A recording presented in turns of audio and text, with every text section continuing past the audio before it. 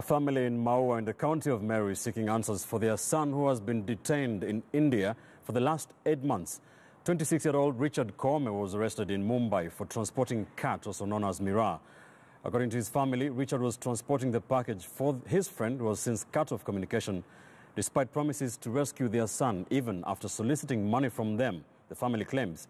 George Maringa reports from Meru. A framed picture. This is all the memory Zipporah and her family have left of their son, 26-year-old Richard Koome. It all started after Richard was promised good money if he delivered 66 kilograms of dried Miraa to Mumbai, India, by one Mr. Yusuf, who also paid for his air ticket. Richard was arrested upon arrival on 28th May. Anakaanga Nairobi akona miaka 4-5 hivi Nairobi, huko ndiko anaishi. Na hata akona familia huko. Na anauza miraa tuku, alikuwa na kioski anauzanga miraa huko.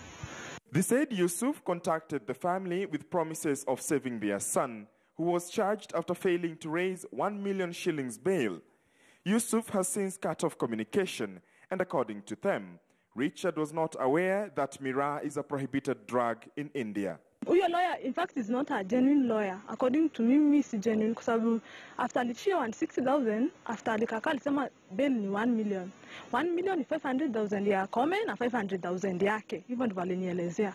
After hapo tukaona vile kumeenda, tutaf ku seek help from other sources. Ndio tukaanza kushughulika kuenda kwa Foreign Affairs. Zipporah has contacted the Foreign Affairs Ministry in Nairobi in person and through letters addressed to the Cabinet Secretary.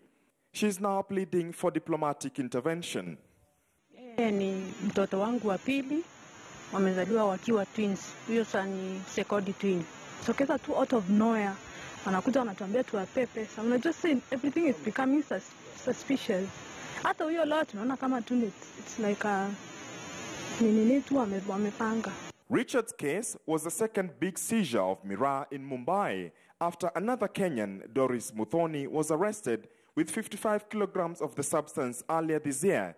In India, Khat is a psychotropic substance prohibited under the Narcotic Drugs and Psychotropic Substances Act of 1985.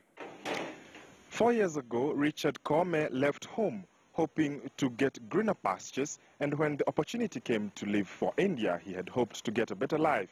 But that has turned into a silent situation for his family ever since he was arrested, and all they want is the case brought back home, since they don't know the situation of their son, whether he's dead or alive. George Maringa, KTN News, in Maua, Meru County.